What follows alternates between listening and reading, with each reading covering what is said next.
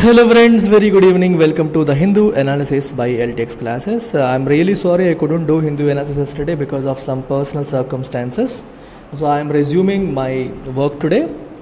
The article that I am going to discuss today, the first article that I am going to discuss today is from General Studies paper 3, GS3 Economy, Public Asset Sale and the Concern of Fiduciary Duty. What is the meaning of fiduciary duty? Fiduciary duty means government is supposed to act as a trustee. All the assets of the government, all the PSUs are the assets of public, and government should act as a trustee. So whenever government takes any decision with respect to these public assets, it must act in a way that is fair, that is transparent, that doesn't affect the interests of people. Are you getting it? It shouldn't affect the interests of people.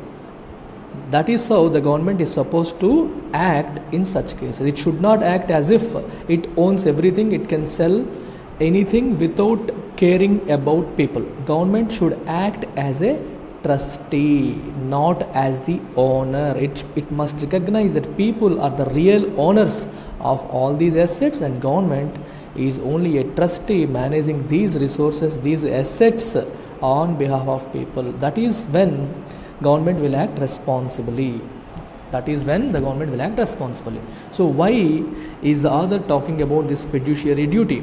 Because he is referring to the recent sale of Air India to Tatas. So what happened and what are the issues that the author is pointing out with respect to this particular sale?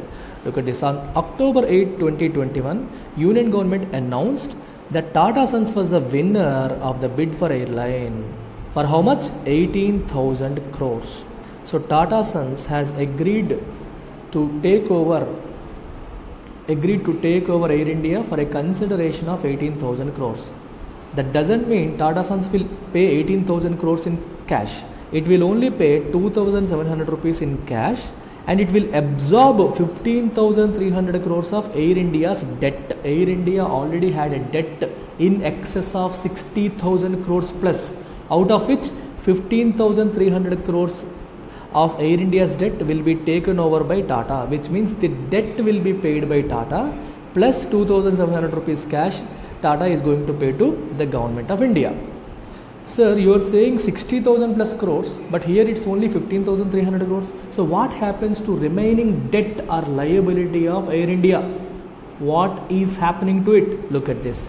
The seller, which is the government of India, would retain a liability of 46,262 crores. So what is happening here? Look at this. Today you have Air India. This is Tata Sons. So Air India has a lot of debt, out of which they have created a special purpose vehicle called Air India Asset Holding Limited.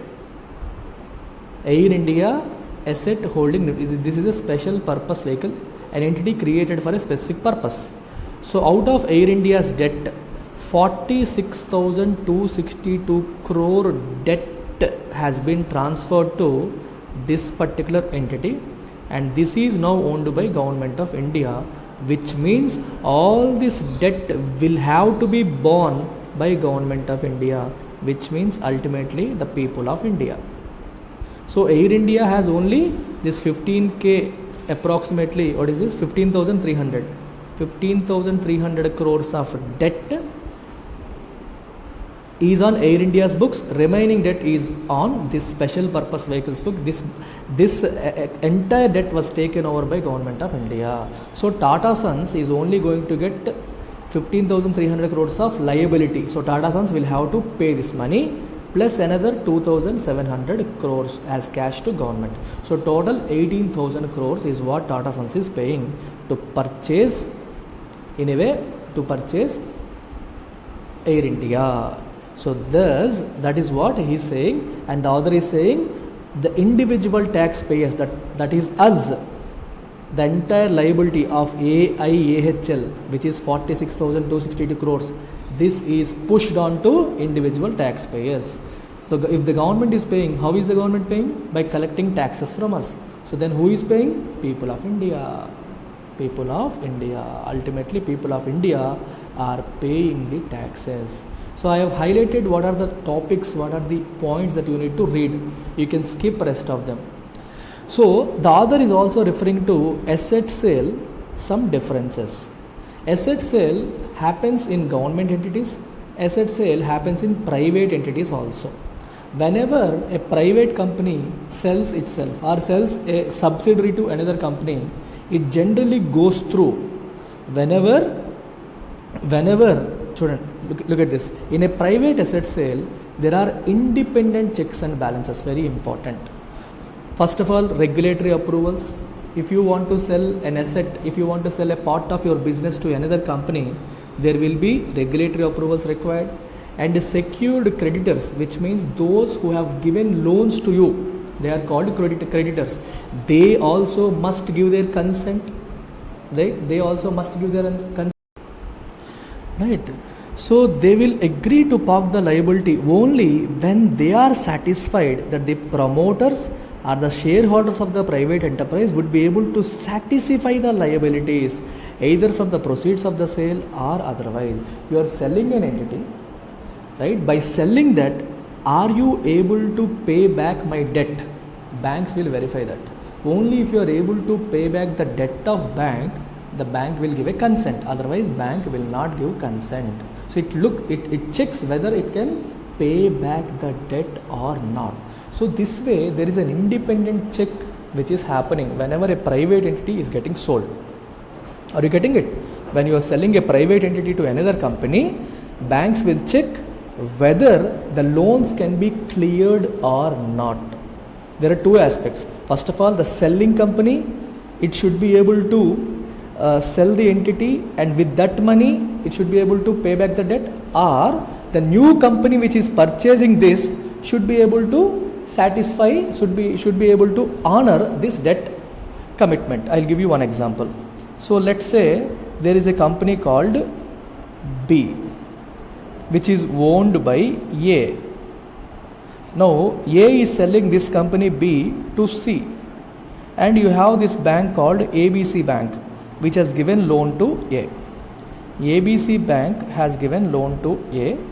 In fact, you can say ABC Bank has given loan to this particular company called B, which is owned by A. Okay, so this ABC Bank will agree for this sale when, first thing, whether if by selling B to C and A is paying the debt, then ABC will be happy. Otherwise, if C is ready to take over the debt, are you getting it? Let's say there is a debt of 100 crores and C has accepted that I am going to take over the debt and I will pay you, don't worry. And C has the capacity to pay debt. Only then ABC will give consent. Otherwise, ABC will not give consent. Either the selling party should be able to pay it immediately, or the new buyer should honor the debt commitment. Only in such cases, these private banks allow the transaction to go through. This is how it happens in private case. But in typical asset sale by Government of India, these approvals are a formality. Because when the seller is government, no one cares. When the seller is government, no one cares.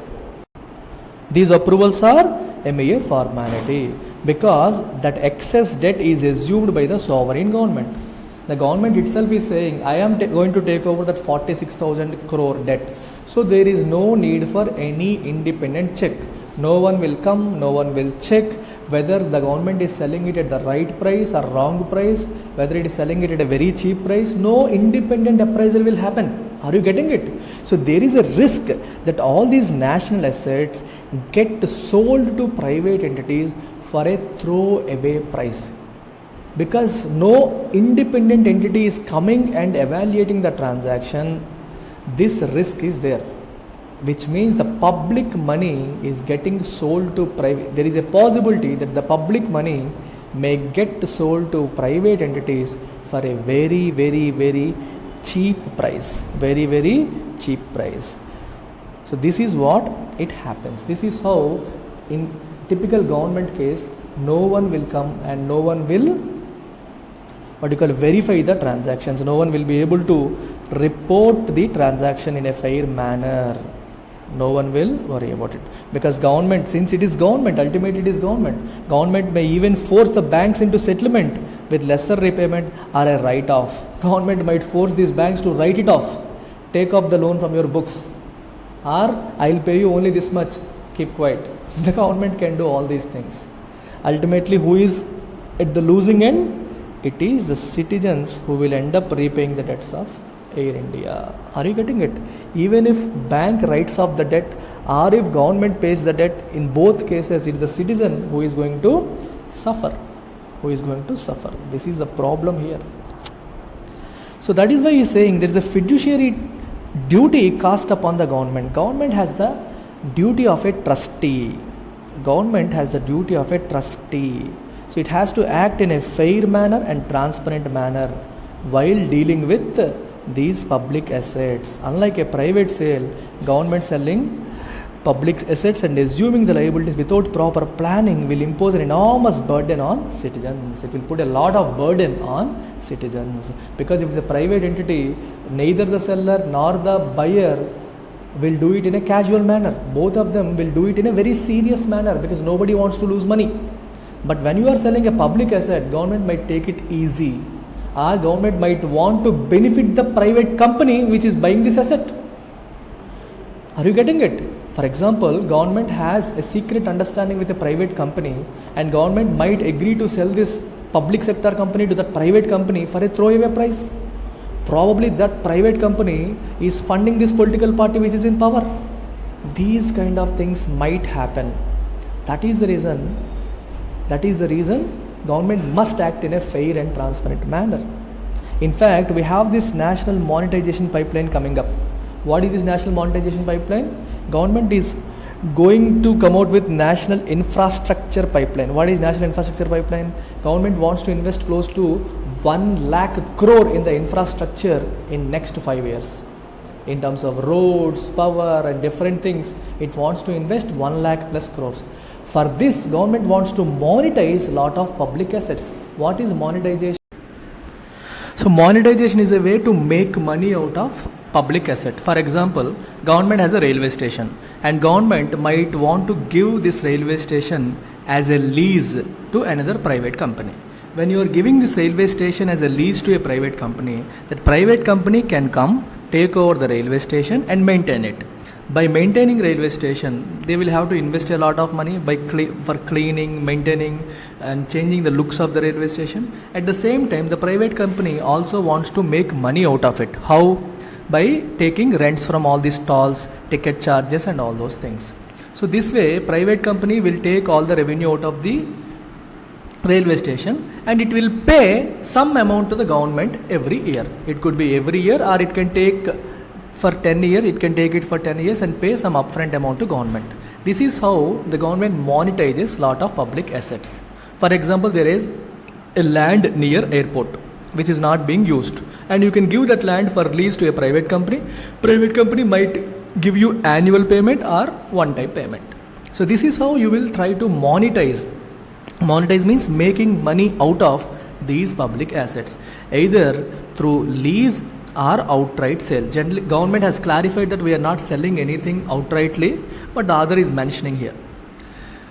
The problem here is, so there will be lot of such transactions which involve selling or monetizing or leasing or renting of public assets to private companies. So there is a possibility that private companies might fund the government, might fund the ruling party and then take unfair advantage by paying less amount here. I'll give you one example how it can happen. Right? So this is government, this is a private entity, and this is ruling party. So private entity might give funding to ruling party which is currently in the government, and there is a transaction in which government is selling an asset or leasing an asset to private company. Let's say the market rate of the asset is 100 crores, but the private entity might give the government 60 crores. And government might agree to it. Why? It is getting benefited in an indirect way, because it is getting funding from the private company. So this way there can be some quid pro quo transactions that might happen, and ultimately who is at the losing end? It is the people of India who are going to lose. So we have to stop this from happening. We have to stop this from happening. That is what the author is saying. We have to stop these things from happening. And he is giving the example of electoral bonds. The government came out with this concept of electoral bonds, wherein any private entity or anyone can fund a political party in the form of a bond. So they have to go to SBI, they have to give money to SBI and in the form of a bond, and this money will be credited to the political party to which it is entitled, and no one will know, and the data is not being made public. Just that everything is transferred via State Bank of India, but nobody will know except ruling party. Only ruling party will know how many companies are coming, how many companies or how many people are coming and giving donations to these parties. Only ruling party will know, others will not know, because SBI will be under the control of ruling party, is under the control of government. Only they will know. That is why he is giving the example of electoral bond scheme, which taps corporate funding to help any political party, where the details are known only to the ruling party, and which could fuel mistrust of such asset sales, because only ruling party will get to know. For example, a company comes, pays some amount to BJP via SBI, and only the ruling party, which is BJP, will know. No one will know about it, right? And BJP, by taking such funding, might help the company in a different way. When there are so many transactions involving public assets are coming up in the near future, so there is a lot of probability that these kind of things might happen more frequently. So recently, an RTI application by Association for Democratic Reforms, it showed that SBI, as the sole authorized dealer of electoral bonds, out of 3,429 crores of total value of electoral bonds, 3,429 rupees of total value of electoral bonds, the ruling party itself has 2,606 crores, which means 76% of the total bonds issued. 76% of the total bonds issued was for one political party, which is ruling party. This is also the period which saw instances of some major privatization of public sector enterprises. In the same period, from 2019-20, we have seen many privatization instances. Many public sector enterprises were privatized. During the same time, ruling party got 76% of corporate funding. So there is a doubt. So corporate funding has gone predominantly to the government, and government has sold most of the public sector enterprises during that period. So this creates a suspicion. That is what the author is trying to convey. And also he is also giving two more examples. Recently, a Chinese company got a contract worth 1126 crores. Another Chinese company, Tizong Hong Kong International, they got a contract worth 170 crores, right, for supply of wheels to Vande Bharat trains here. So it is important to remember, China is an aggressor at LAC, but the role of discrete political funding through anonymous electoral bonds needs to be assessed more closely. So what the author is trying to imply is that these Chinese companies might have given political funding to BJP. So there is no proof. He is suggesting, he is making a guess that these Chinese companies, which are basically, China itself is acting in a weird manner at the line of actual control. It is creating a lot of troubles for India at line of actual control. At this time, you are awarding contracts to Chinese company, which means there is a possibility that these Chinese companies discreetly, means confidentially, secretly might have funded these electoral bonds. That could be the reason they got these contracts. He is not confirming, the author is not confirming, but he is expressing his doubts. So this way all these things can happen or may happen in real life. So electoral bonds, misusing of electoral bonds is one issue. Another issue he is talking about is consulting states. While selling a public sector enterprise, ideally the union government must consult states. Why? Because states have actively participated in the growth of this airline in the form of land and other infrastructure to its offices.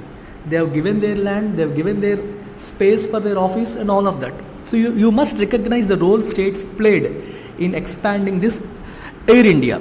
But states were not consulted in the whole process. They were not consulted in the whole process at all, which is a breach of the spirit of cooperative federalism.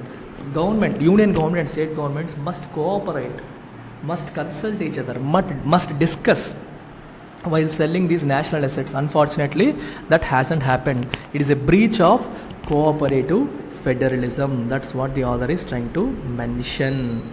So there is no cooperation here. What is federalism? Sharing of powers. What is cooperative federalism? You must cooperate one another, you must consult one another, you must inform one another while making such large transactions.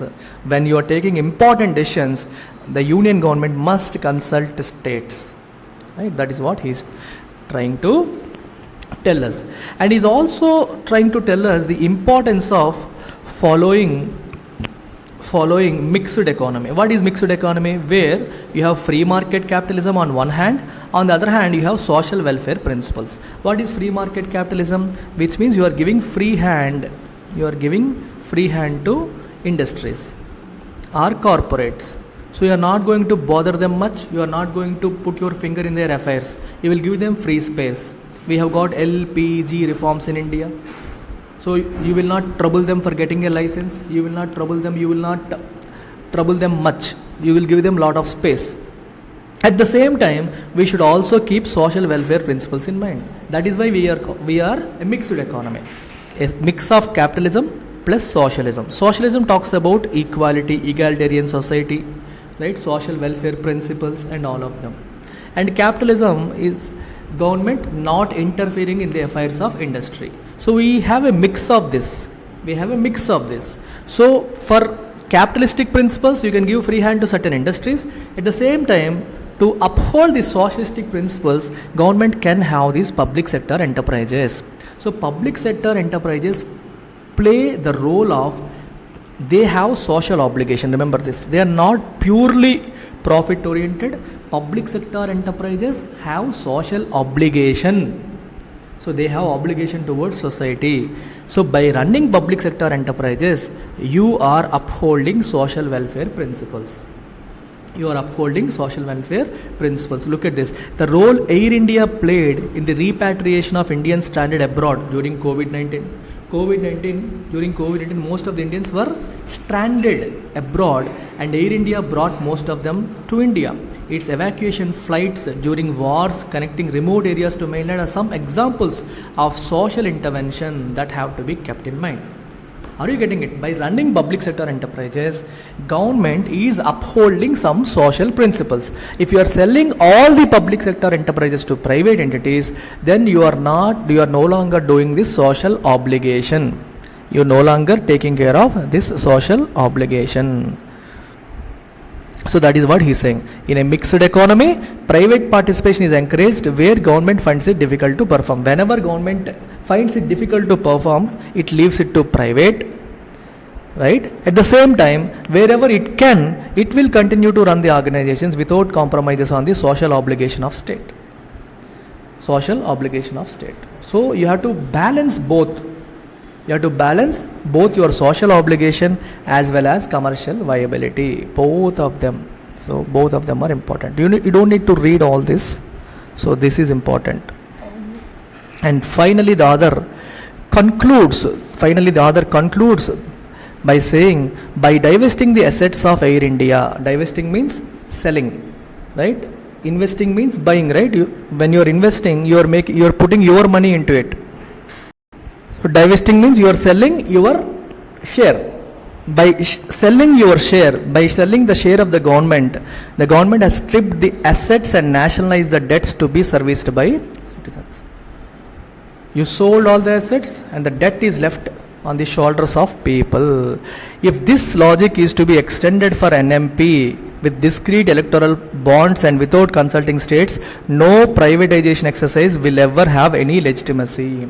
It will not have any validity. It will not have the trust of people. right? Because on one hand you can misuse electoral bonds, on the other hand you are not consulting states, and whenever you are selling a public sector enterprise, you are removing all the liabilities and pushing them onto the people of India, and you are selling assets at throwaway prices. You are selling assets at throwaway prices for a very low prices. So people will not trust the government. All your transactions will not have legitimacy. Legitimacy means legal validity or the trust, justification. No one will trust the government if the government continues to do such things. So all that other is asking the government to do, whenever you are selling a public sector enterprise to private entity, follow fair and transparent process and allow for independent check. Allow for independent checks. You can ask an independent agency to come out with a selling plan. Instead of government doing everything, you can ask a private independent entity to do that. Okay, only then the transactions will have legitimacy. Otherwise people will have lot of suspicion. Second article of the day, reaping the demographic dividend, from page number 2, opinion page. Again comes under General Studies paper 3, Indian economy.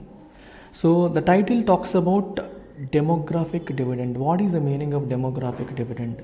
Demographic dividend is the potential benefit that can come because of favorable demography.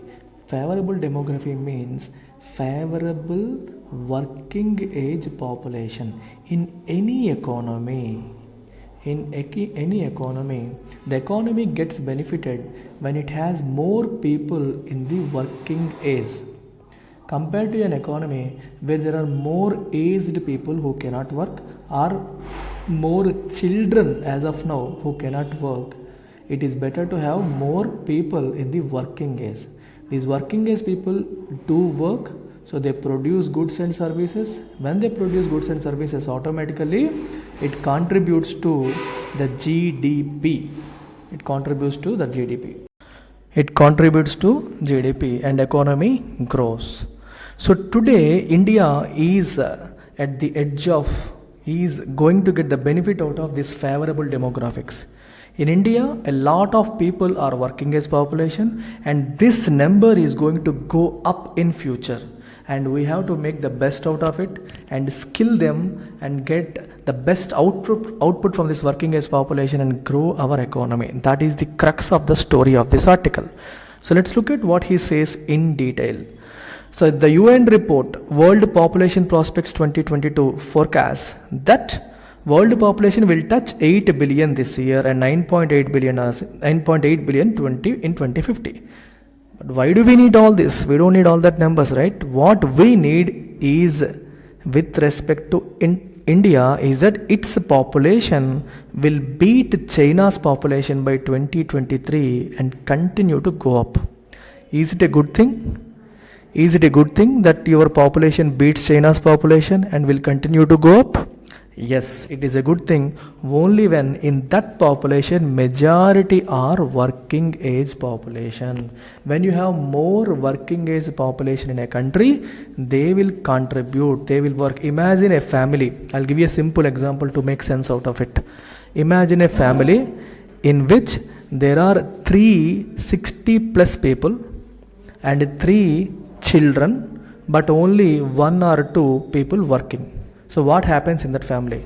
The entire burden of 360 plus people, senior citizens, and these children, entire burden falls on those 2 working age people.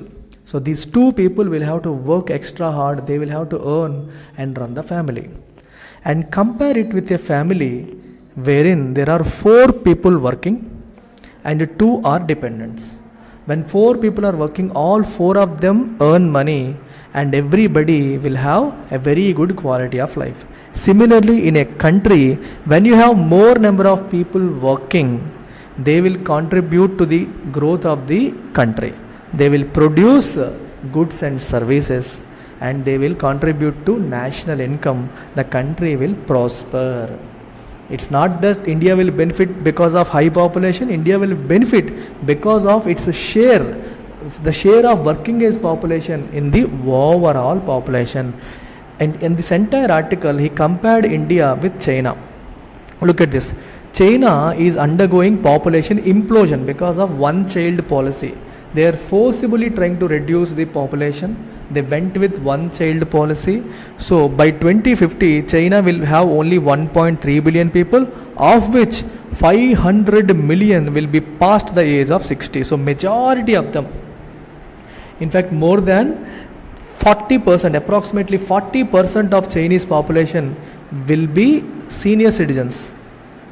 Not many youngsters will be there because not many children were produced in the last few years because of one child policy. Whereas if you compare it to India, India will have 1.7 billion population by 2050, but of which only 330 million will be 60 years or old.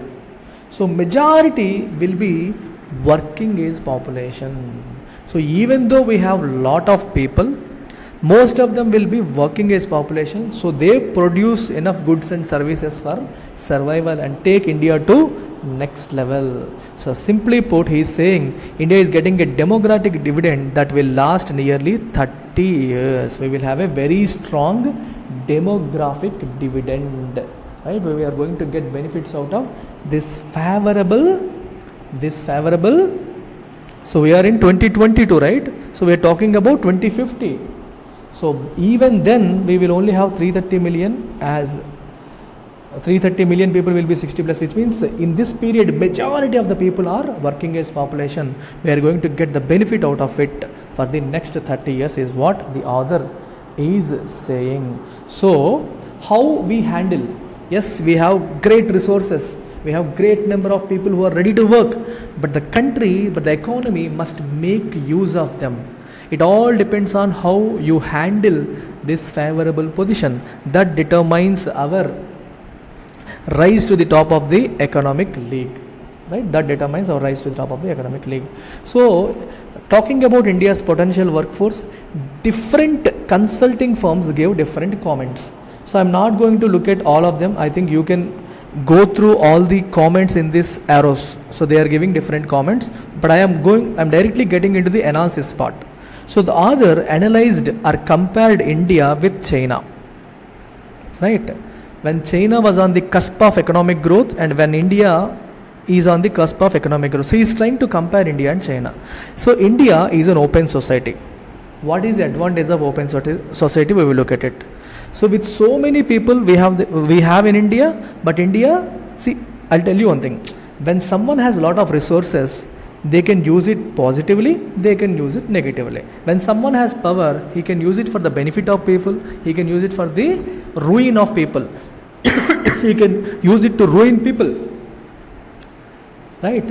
Similarly, when you have a lot of people, if you channel their energies in the right way, they will help you grow. If you put them through wrong way, the entire economy will collapse. That is what the author is trying to say here. Look at this.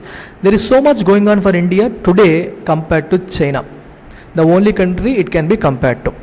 India is still a young country and is in a much better position to transform itself compared to China of the 1970s. Compared to China of the 1970s, India is today at much better position, right? Much better position to grow. So it is still an open society where people can protest. China is not an open society, closed society. You don't have many rights compared to India. China is not a pure democracy, right? It is more of a communist regime. So people do not have much rights there compared to India. So India, you can mass protest matters. Governments cannot take any radical decisions. Remember this very, very important thing about democracy is whenever a government wants to take a decision, it must consult people. It must debate, discuss it in the parliament. It must invite criticism. It must invite opinion from the people. Only then, after taking feedback, it can create a law. Even if they create a law, people can come out on the roads and protest. So, in which way this democratic feature is going to help in India? Because of this, governments cannot take wrong decisions. Even if they take wrong decisions, our system will immediately correct it. Let's assume Narendra Modi takes a very absolute wrong decision that can kill our people. But people can come out on the road, they can protest, they can put pressure on the government. Even government will also be under the pressure because of continuous elections. Look at the case of farm laws. Farmers didn't like it. They came out on the road. They protested for months together, and just before UP elections, Narendra Modi had to back out. Modi's government had to back out. They have to take back the laws. So that is the power of democracy. Unpopular policies will go back, will have to go back. Why is the author talking about all this? Because in China, because they did not have this opportunity, some unpopular decisions of the leaders killed China. He talks about one example here, the Great Leap Forward. There was this leader called Mao Zedong in 1960s. In 1960s, he took a decision. This man took a decision that killed millions of Chinese. This man took a decision that killed millions of Chinese. I'll give you some brief about this Great Leap Forward. So I am not going to go deep into it. In 1958, what this man Mao Zedong did, he announced a plan for Great Leap Forward. It is a 5-year plan. It is a 5-year plan. He spoke about two aspects. First thing, collectivization of agriculture. Second thing, massive industrialization. Look at this. Collectivization of agriculture. What is the meaning of that? In general, agriculture is personal, right? So I have my own farmland, you have your own farmland, the other person has his own farmland. By collectivization, he means you give all your land to government. All the farmers must surrender all their lands to government. The Communist Party will control the whole of land, and everybody must work on the land. So entire land now belongs to the government. All farmers must work there as workers, and he says by bringing in modern agricultural techniques, we will increase the yield of agriculture. That is first thing. Second thing, he wanted to increase production of steel in a massive way. Unfortunately, both of them failed.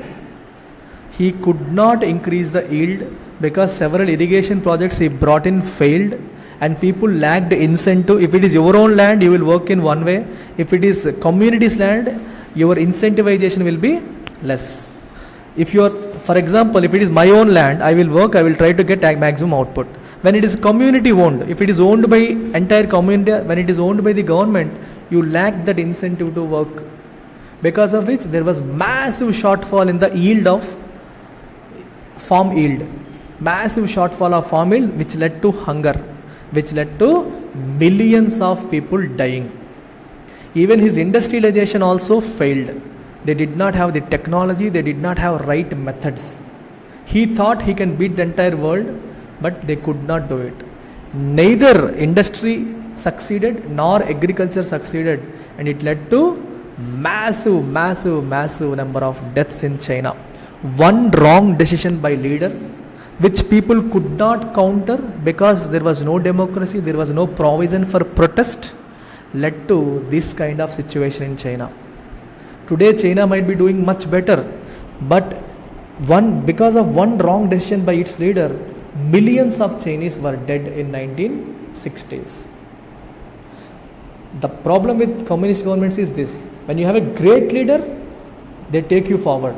When you have a bad leader or a great leader with a bad decision making power, they will take you back. Luckily, India, we don't have that situation because India is an open society.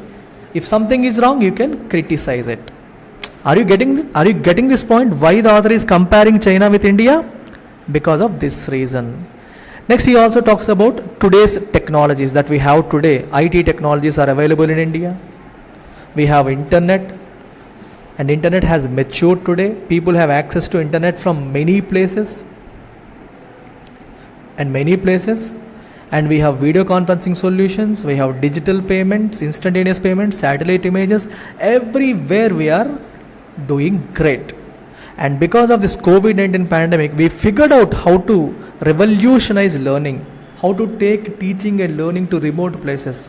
People at the remotest locations are able to use smartphones today. They are able to learn things from YouTube. They are able to learn things from online. Earlier they used to depend only on physical schools. Now they can learn things online as well. Because of so many things, Indian society is in a right position and great position right now. The only thing the government needs to do is to make use of the great number of working age population that we have today. Next aspect. It also talks about Indian administrative system. Indian administrative system might not be great, but it is in far better shape today than it was for China at the start of its reforms. Indian economy started growing in 1990s. Chinese economy started growing in 1980s. So at the end of 1970s, that is why the author is comparing China at the end of 1970s and India today. Compared to China at 1970, India today is at a much better position. It can enjoy this demographic dividend for the next 30 years in a great way. Okay. And India did not impose China's one-child policy. Because of this policy, China is now suffering the consequences of prematurely aging society with skewed gender ratio. Gender ratio is skewed. So men and women are not in equivalent numbers. It is skewed. Plus there are more number of people with 60 plus age. And China is suffering because of its poor one-child policy. Again, another problem with closed societies, another problem with lack of democracy. Such policies in India would have received huge criticism and governments would have backed out. Another problem in China is this deep divide. India does not have hukou system that China has. What is this hukou system? In China, you have urban China, you have rural China. A rural Chinese person cannot enjoy the benefits in urban area. For example, you have a farmer here. Farmer has a kid. So he belongs to rural China. So what China says, if this person comes to urban China, if he wants to study in state school, in the government run school, he will not have entry. So he will not have entry because these things belong to urban China only. So rural should be limited to rural, urban should be limited to urban. Generally better infrastructure prevails in urban, better facilities prevail in urban, but rural people do not have access to urban facilities like schools and other things. They do not have rights. This is the system, this is called hukou system.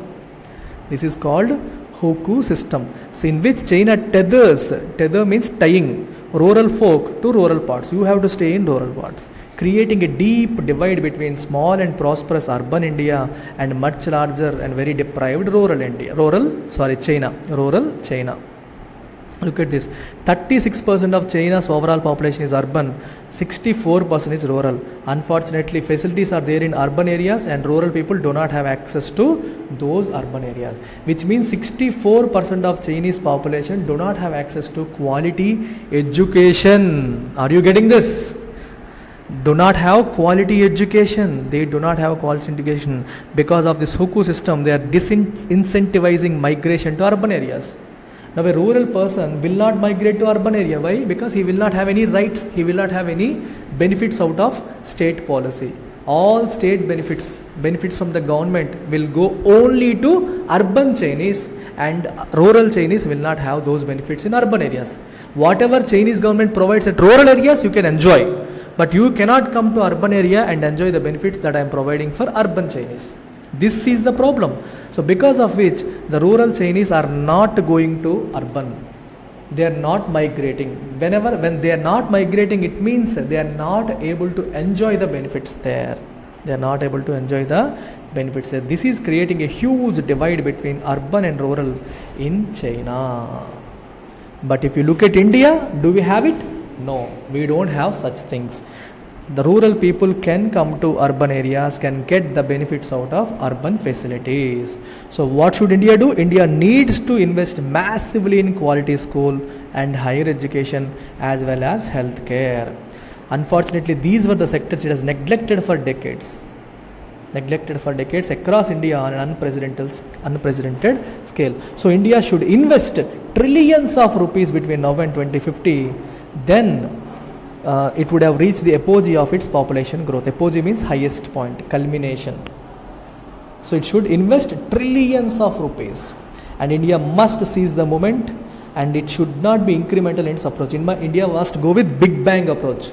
Invest all the money that you have in healthcare, education. So you have a huge number of working age population, make them productive, teach them, skill them, let them work for the country, let them create goods and services, let the economy grow. Let's reap the benefit out of this favorable demographic dividend. Right? Given the will, it can initiate and see through a transformation that will stun the world. We can stun the world, we can transform ourselves and stun the world even more than China's has so far. Whatever China has done, we can do much better because we're in much better position than China, right, with respect to demographic dividend and other conditions. That's what the author is trying to tell us. Beautiful editorial. He has made a beautiful comparison between India and China. I hope you have made some sense out of it. That's it. Third article of the day, Gender Studies Paper 3, again from editorial page. The title says Trade Worries. So I'll give you some background before I get into this editorial. So it talks about something called current account. Before understanding current account, you need to understand something called balance of payments. Some brief background.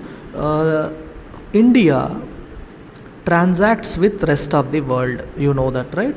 India transacts with rest of the world every minute.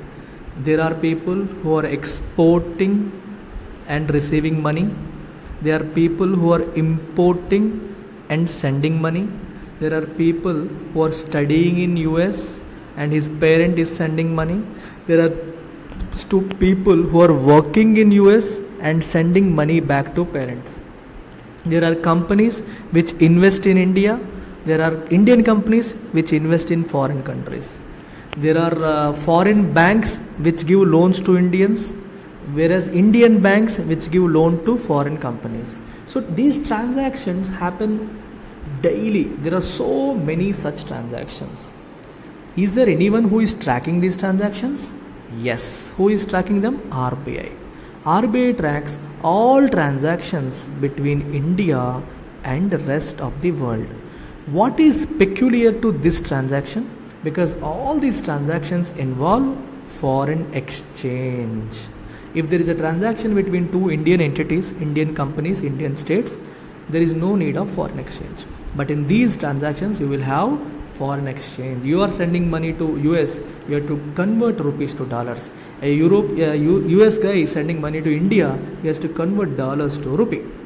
So this conversion happens. So all these transactions are tracked by RBI and maintained in a record called balance of payments. So all the payments that India receives are positive, maintained as positive. All the money that goes out of India is maintained as negative. The money that goes out of India is maintained as negative. The money that comes to India is maintained as positive.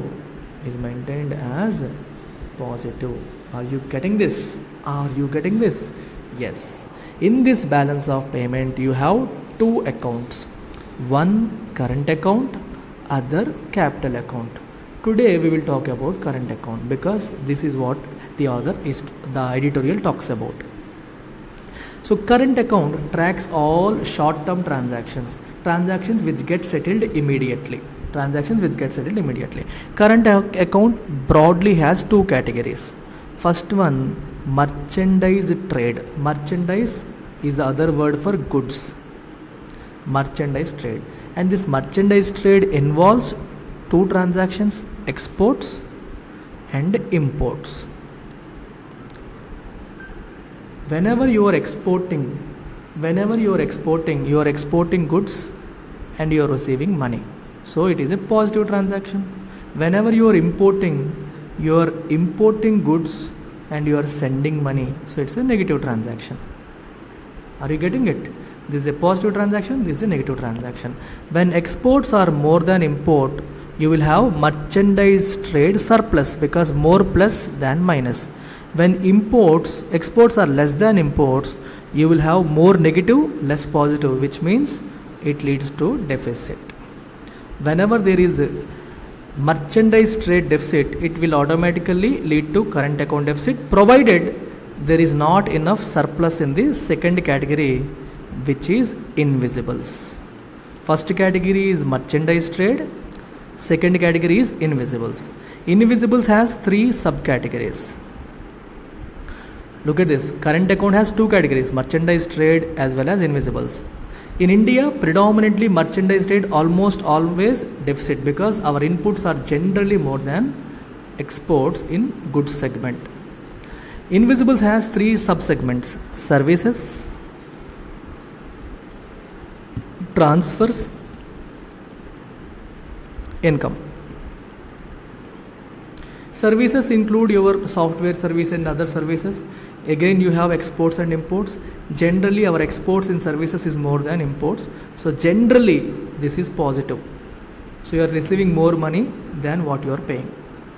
Transfers include remittances, which means the money that a person working abroad is sending to family, or the money that a family sending to abroad for studies purpose, etc. These kind of things come under transfers. Generally, remittance is also positive, because most of Indians are working abroad and they send money to their families at home. Third category is income. Income is nothing but, for example, you take a loan, the interest on that is income. For example, you invest in a business, the profit on that is income. So income has 2 categories, interest and profit. For example, a foreign company invests in India and it gets some profit, it takes the money out, it is taking the profit out. So that comes under income, but a negative transaction, because the money is going out. For example, India takes loan from World Bank, okay, and India is paying interest on it, that interest is going out. Interest is again part of income, so because it is going out, it is a negative transaction. In general, in India, income is negative, because there are a lot of investments in India. Indians take a lot of loans, the interest that they pay, the profit that they get go out. That is why this category is negative. But overall, invisible segments, India, overall it is positive. Overall it is positive. So in current account, you have 2 segments, merchandise trade and invisibles. Generally this is positive, generally this is negative. But when you combine, if overall it is negative, then you say current account deficit. If it is positive, you say current account surplus. I hope you have got the whole concept here. Right, so this is about current account. I will briefly talk about capital account also. Capital account is the other account within balance of payment. In capital account, so all long-term transactions are recorded. For example, a foreign company comes to India and starts investing in a business. This is a long-term transaction. You call it FDI if the investment is more than 10% of the company. Foreign company comes to India and invests in shares, invests in bonds. All these come under capital account. All the investments, since they are coming in, so they are all positive transactions. Whatever profit they get, that profit goes out, they are negative. This profit is coming under your income in current account, but these investments are coming under capital account. Whatever loans we take, if they are coming inside, yes, positive. The interest you pay is going out, it will be recorded in current account and income segment, negative. Okay. In India, generally we have current account deficit, but capital account surplus, because a lot of investments come to India every year. So capital account kind of balances the negatives of current account. So this is some subject background that you require, that you need to understand this editorial. So editorial talks about July data. July data, because in this we have seen first contraction in exports in last 17 months. Exports have contracted, but imports there is a jump of 44%. If imports go up and exports contract, what will happen? It leads to trade deficit or merchandise trade deficit. That is the problem we are facing. And this contraction that we are seeing is not just in one category, in the broad category, which means majority of the segments we are seeing export contraction. Why? Think about it. Exports are contracting. Why? Exports means you are shipping goods and you are shipping goods to foreign countries. If they are not buying enough, there is contraction. Why they are not buying enough? Because there is slowdown in demand in advanced economies. Advanced economies are not doing great. They are on the verge of recession, because of which they are not doing great. The demand is going down. And for that, the author, the Hindu editorial guy, he gives the data of S&P Global PMI. What is PMI? What is PMI? Purchasing Managers Index. Who is a purchasing manager? A person who is responsible for purchasing raw material in an industry. Whatever raw material, whatever things they purchase, he is the person responsible. So this S&P Global, it does a survey. It sends an array of questions to all these purchasing managers of fortune companies, big companies. So they will ask, how many orders have you received in this month? Right? Are you increasing your purchase of raw material? How is the employment scenario? Are you firing anyone? Are you recruiting anyone? So these kind of questions are asked to all these people, and these people give their answers. By looking at the data, we can figure out whether that organization, all organizations as a whole in a country, are doing better than last year or are doing worse than last year. If they are doing better, not last year, last month. If it is doing better than last month, then you will have expansion. You will have expansion. The score will be more than 50. It assigns a score. The index has a value. If it is more than 50, which means there is an expansion. If it is less than 50, it means it is contraction. If you look at this data from the US and the Eurozone in July, as per this output across Europe's major economies, right? What are we seeing there? Manufacturing sector, there is downturn. Even in service sector, there is slowdown. So overall composite index is in contraction territory. Look at this. You have manufacturing, you have services. If you add both, it will be composite index.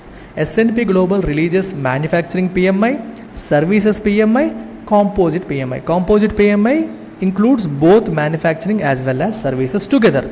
And services and manufacturing together, it has contraction. It led to contraction. Are you getting it? So it is not doing great. Even if you go to US, it has already contracted for 2 successive quarters. It is on the edge of a recession now, because technically if an economy contracts for 3 consecutive quarters, you call it recession. US has already contracted for 2 quarters consecutively, and 3rd quarter it is more likely to contract again. So it is on the verge of recession. If an economy is on the verge of recession, what will happen to demand? Demand will go down. Their manufacturing PMI is at the lowest reading in last 2 years. Demand declined. If US and Europe together, they generally consume 1/3 of India's goods exports. If they are not doing great, what will happen? Export to slowdown will happen, and this export slowdown will deepen in future. It will go more severe in future. You should not forget this. On the other hand, in India, imports are going up. Why? Because of expanding domestic demand. Domestically we are doing great, but because of which our demand is going up. Domestic demand, to cater to domestic demand, we are importing a lot of stuff. Unfortunately, advanced economies are not doing great, so exports are going down. This is the situation today. There is a huge demand for crude oil, coal, edible oils, electronic items, because of which our trade deficit and overall current account deficit is also going up. When the overall current account deficit goes up, what happens? It will add pressure on the rupee. Why? When there is current account deficit, which means more money going out, less money coming in. So let's call this money dollar. Okay, when people are investing, they come to India, they give their dollars to RBI and they take rupees. Let's assume we have received 100 such dollars. Okay, when people are taking out their money, what will happen? They take their rupees, they go to RBI, I don't want rupee, I want to go out. So they will take dollars and then they go out. And today the money going out is more. For example, if you are getting $100 in and you are losing $120. I'm giving rough numbers just to make you understand the concept. More dollars are going out, fewer dollars are coming in, because of which there is a lot of pressure on rupee. Why? Remember, whenever people are asking for dollars, so less number of people are selling dollars, they are giving dollars and buying rupees, and more number of people are buying dollars, they are selling rupees and buying dollars. If more number of people are buying dollars, what happens? The demand for dollar will go up. When the demand for dollar goes up, dollar will strengthen, rupee will weaken. Rupee will weaken. That is what the author is saying here. Okay, it adds pressure on the rupee. On the other hand, you have portfolio investments are also negative. What is portfolio investment? People investing in Indian stocks and Indian bonds. They are negative. Why? In US, interest rates have gone up. In United States of America, interest rates have gone up. So to enjoy this favorable interest rate, all the investors from India, they're selling their Indian stocks, Indian bonds, they're taking the money out, they're putting their money in American bonds. They are trying to put the money in American bonds. American bonds have become attractive. So they are selling Indian bonds, Indian stocks and putting that money into America. So because of which there is a lot of negative investments. Generally, capital account is positive. More money comes to India, but unfortunately now the money is going out. Similarly, foreign direct investment has been weaker. Foreign direct investment is generally positive but is not great. It is weak. Not many investments are coming in. So the entire article talks about export scenario which is not doing great, import scenario which is again not doing great. Imports are going up, which means for economy it is not good. So there is vulnerability in our external sector. External sector is in a risky position. So unless government takes some steps to increase exports or reduce dependence on imports, it will be very difficult for our rupee. Rupee will weaken further. That's what the article talks about at the end. I hope you have understood. So with this, I would like to close today's session. I have covered 3 beautiful editorials. I hope you got something out of it. Give your comments in the comment section. Take care. Bye-bye.